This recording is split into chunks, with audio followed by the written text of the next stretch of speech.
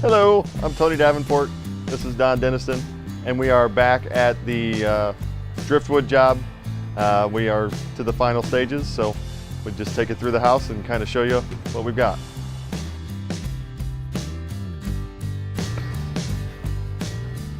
Okay, so we're back here, and we're in the front entryway. Before, this house was wide open all the way up, 2 stories. We closed it off kind of so that we could put the bathroom up above and then give Rodney a nice coat closet up front. Also, you can see the handrail here. We use the metal spindles. That's kind of the trend now. A nice oak handrail system. Another thing I'd like to point out are the floors. Another kind of hot trend right now are these tile floors that hold up really well, but they also look like wood. Let me show you a couple features that we do throughout the house. I introduce you to the windows here. We use this particular homeowner wanted a prairie view grill pattern, and that's what we did here. But let me show you how easy way to clean these. You basically unlock them, lift the window up about 6 inches, and then these little locks come unlocked, and it gives you access to the windows. You can get this one from here, and then the outside will reach there. And basically all you have to do then is make sure it's latched, shut it, and you're done. This is a dining room. Most of the time you would put hardwood or tile in here. Rodney decided to go with carpet because he had it in the house originally. We have an allowance for your flooring and your lighting and that sort of thing. You go to a store, you pick out, I want tile here, I want carpet here, I want hardwood there. They give you the number, and you either go under that allowance and you get the money back, or you go over the allowance and you pay more. We set up our allowances so that people hardly ever go over, because we don't want to have that extra expense later at the end of the house. So now we'll move into the kitchen area. I think if you remember, Tony, when we looked at the kitchen, actually was 45 on these 2 walls here, and it made kind of a different looking kitchen. The sink would have been over here. Things were kind of just didn't come together too well. So we ended up got rid of the 45s, made the square corners so that the kitchen sink area, dishwasher and stuff actually works out a lot better, centered over the window. So I think that came out really nice. I really like that. We also moved that wall.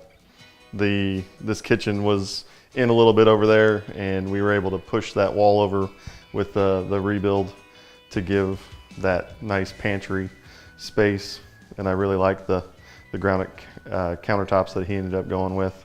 We're standing in the family room now, and the first thing I would point out is, I don't know if you remember, Don, but when we were sitting down in the office, kind of the first thing Rodney said to us was, I don't know if I want to find a fireplace in this house. And then we kind of had a conversation with him that said, for the value of this house, resale value, all that stuff, you really need to have one in. Otherwise, a buyer is going to come in and say, where's the fireplace? The house this big needs to have a fireplace. A couple of the features that I really like about this is this has a protective screen on here. People always ask if that glass gets hot, and it does get warm, but with a protective screen on there, then children can come up there. If they touch it, they won't get burnt. And that's a nice feature in your family room especially. It also has battery backup that goes in down here. In the wintertime, if electricity goes off in the house, that means you don't have a heater.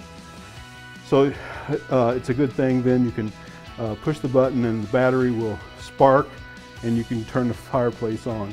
It'll give you some heat to keep things warm. It won't heat your house completely, but it gives you some time for maybe the electricity to come back on. We're standing here in the laundry room, and a couple things that we've put in this laundry room, it's a decent sized laundry room, is we've added cubbies. Most of the people like to have some place for the kids to come in here, hang their coats, maybe put their hats and their shoes down here. They happen to have children that will fill up the bottom. Each of them will get a little cubby hole there, but it's kind of a nice feature to unload things as they go through to get into the main part of the house.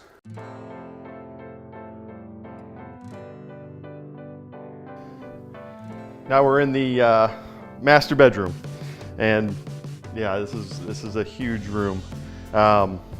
When we redesigned the house, Rodney's bedroom was in the back of the house, kind of small, so we finished above the garage Now we'll go into the master bathroom. A couple nice features in the bathroom. We've got a big bathtub here. Rodney's a big guy and wanted to make sure that he had enough space that if he decided to take a bath, he'd be able to fit. He did not want the jetted feature. He thought it was kind of a waste of money, so we just gave him a nice soaker tub. Another feature back here would be the tiled shower. Rodney had only asked for a fiberglass shower, but we just kind of thought with the way things went for him the last year, it'd be nice to do that tile shower for him. So we actually paid for that. We're in one of the kids' rooms. Not sure exactly how they're gonna set everything up here, but I think this will be one of the boys' rooms. One of the features we added was we added 2 foot to the back of the house.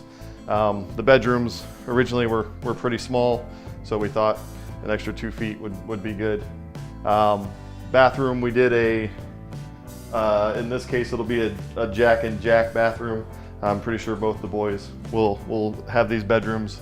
It's just nice to be able to come in and both share the same space without having to go out into the hallway. And then we walk down this way. We have the 3rd bathroom, full bathroom upstairs. Rodney has 2 girls, so they need a nice space of their own. So this is the way we decided to utilize what was the 2-story foyer.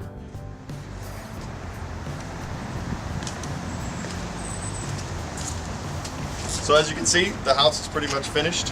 All we have left to do is the final walkthrough. We'll come around, walk through the house, do the little items that Rodney might not like or want to be fixed. We make sure we take care of those. We strive not to have any. We walk through the house and really check it over and go that direction because we want the final experience with the homeowner to be perfect. Yes, nothing worse than standing in a closing with a homeowner that's glaring at you because you were not able to produce the house that they wanted. And we always strive to make sure that everybody's always happy. So thanks for watching, and we'll talk to you soon.